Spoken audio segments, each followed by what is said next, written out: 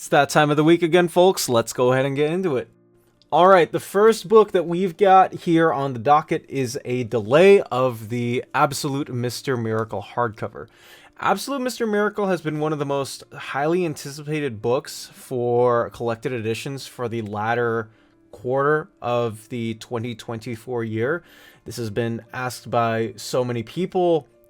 Like, think about it, right? You get a Tom King book with Mitch Gerads' art. A lot of Tom King books obviously try to highlight the strengths of the artist. You think about guys like David Marquez, Daniel St. Pierre, Bilquis Evely, people like that, and we get a chance to see a Tom King written and one of his artists get into a big oversized book. And by oversized, I don't mean the tiny deluxe oversized. These are behemoths. This is the absolute. They are that big. If you want to compare it to a regular comic book, this is the difference. Like, it is that big. Unfortunately, I wish, there we go. So it is a big difference in terms of what you are getting as far as presentation is concerned, and that is the appeal of absolutes. Just that this one is pushed to the 28th of the first month of next year. So for all of those waiting, it's going to be a while before we get Absolute Mr. Miracle. The next one we got is Action Comics Phantoms trade paperback. Now, this isn't a release date update, more so that this just got put on the catalog. This is going to collect the Mariko Tamaki backups of Action Comics along with the main story by Mark Waid. $24.99, 276 pages, coming out on the 15th of July. Really, the only thing I have to say about this is that this got pushed in before the Gail Simone, Eddie Barrows 3 issue, Superman, Superstars of Action Comics of 2024.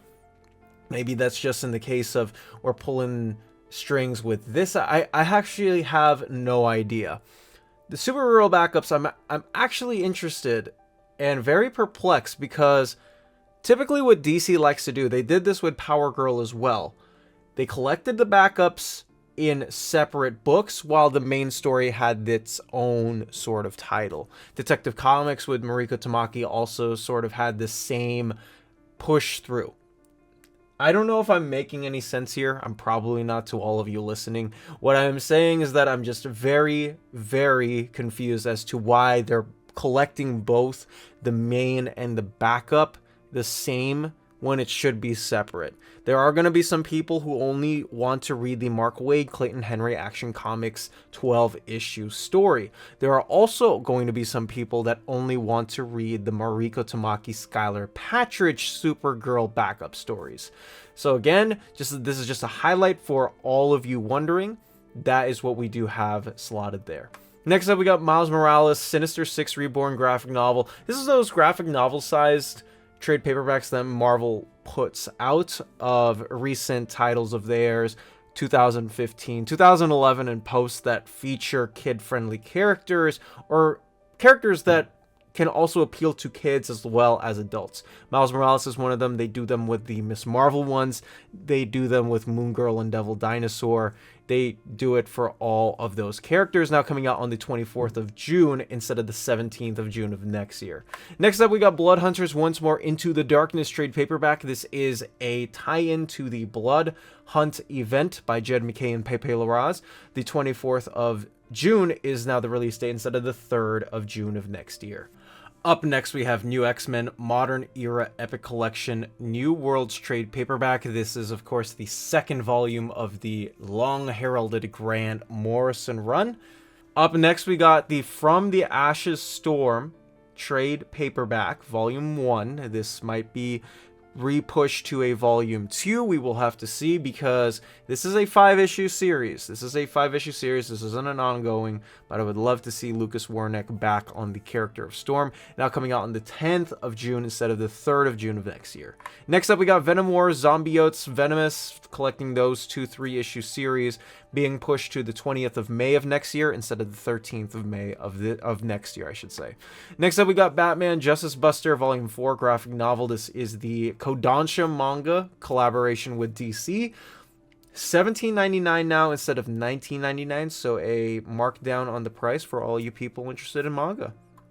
Up next, we have another delay on Superman The Last Days of Lex Luthor hardcover. What I would actually suggest is go watch my recent interview with Mark Waid where we both talked about the schedule, where I should say he talked about what the schedule plans are for the release of the second and third issues next year.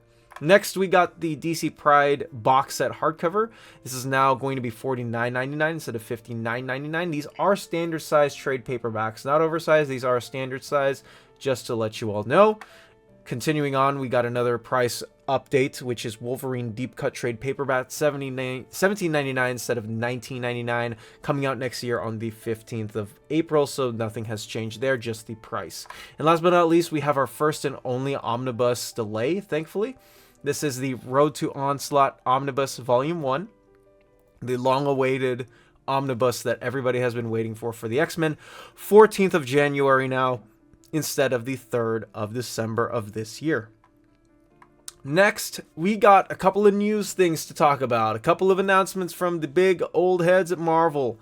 Ultimate Wolverine is going to be pushed out. This is the Chris Condon book that I was talking to him about. He was revealed to be a co-writer on the issue with Dennis Camp for the 1 year in one shot. And this is a wonderful opportunity to not only see Logan in a different light, but this is also going to showcase the differences between the 616 and the Ultimate Universe Logan. For those who might not know, the maker has stripped a world of having superheroes in full, and a lot of great books have spun out of it. Ultimate Spider-Man being my favorite of the line, followed very, very closely by Ultimates. As you can see, the character design there. We have a Steve Skroce cover here for the variant, and a Gleb Melnikov variant as well. Peach Momoko on the art as well for Ultimate X-Men. Who's saying no to any of this? So kudos, Marvel, for making me interested in a Wolverine book. That is what I will say. I will also say I love the claws on the logo on the top left. Now to talk about the Absolute books that were announced by DC. The first of which is Absolute Martian Manhunter. This is going to be a completely different and unique take on the character. I know we've had a lot of unique takes already on the two books that we have, and I actually, you know what, I will tease, I am going to be talking to one of those folks, and it should be uploaded soon to this channel. Now, Absolute Martian Manhunter is going to be a complete sort of 180 from John Jones, but it's also very radical. This is going to be a completely different... You know what? I will say this. Superman, I think for a lot of people, has always embodied the immigrant spirit. If Denny's Camp can sort of take something along those lines with John Jones, because he is from Mars, added in with everything that he's been doing with Ultimates, this is going to be such a killer book from the line. John is my favorite superhero in the Justice League. It would depend on most iterations, but I love his calming presence. I want to see what he cooks up here. I think this run could be as strong as, or if not stronger than, John Ostrander's in the 2000s. The only thing I'm asking, Javi Rodriguez has got to put out the wildest panels out there for all of us. Next up, we got Absolute Green Lantern teases. These are interiors for the Al Ewing, Janoy Lindsay ongoing Green Lantern book. It's going to... I'm actually very interested to see what Al has here in this title. I'm trying to get him in for an interview. No promises there. The hope is that I will be able to get to talk to him about this book. There is just so much that he could do with the Green Lantern mythos and all the characters that he could pull in, and what the difference is between this and the Galactic Wars that they've been in since the early 2000s. And last but not least, we got Absolute Flash by Jeff Lemire and Nick Robles. I talked about this in my SDCC 2024 video where they revealed this to be a title. Nick Robles is going to put out some freaking amazing art. The absolute, no pun intended, goal I think for me in this book is just to see how does Wally West change in this universe. I love sort of the foreshadowing with the Flash headphones, But just I saw a tweet where it was someone saying, imagine Flash not even knowing what the Flash is in that universe, right? Because we don't have Jay, we don't have Barry, we don't have any of those characters. Imagine those guys, and now it's like, oh, this Flash person has to appear in this universe.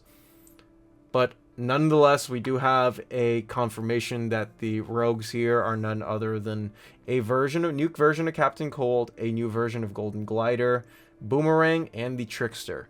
There are so many Flash villains and rogues, and I think it's mainly in thanks and due to Jeff Johns for lighting him up in the spotlight during his Flash tenure. I think the Flash has one of the 3 or 4 best rogues galleries in the DC universe. I think the ways that Jeff Lemire can be able to put a spin on it, I think it's going to be definitely interesting. I want to see how this all pans out in comparison and sort of a reflection of him against his JSA run, which is on Earth Zero, versus the Absolute Universe. Lots of books to be hyped about. And if you guys haven't had a chance to yet, please check out comicreleases.com, where you can literally get all of this up-to-date information for absolutely free. We have every single hardcover, oversized, standard size, big, thick, trade paperback, you name it, up to the date for August, by August. For $2, you can also join our Patreon, and it helps me out, helps us out. $2 a month. That's comicreleases.com. Check us out there. But that's going to be it from me. I'm Domovex.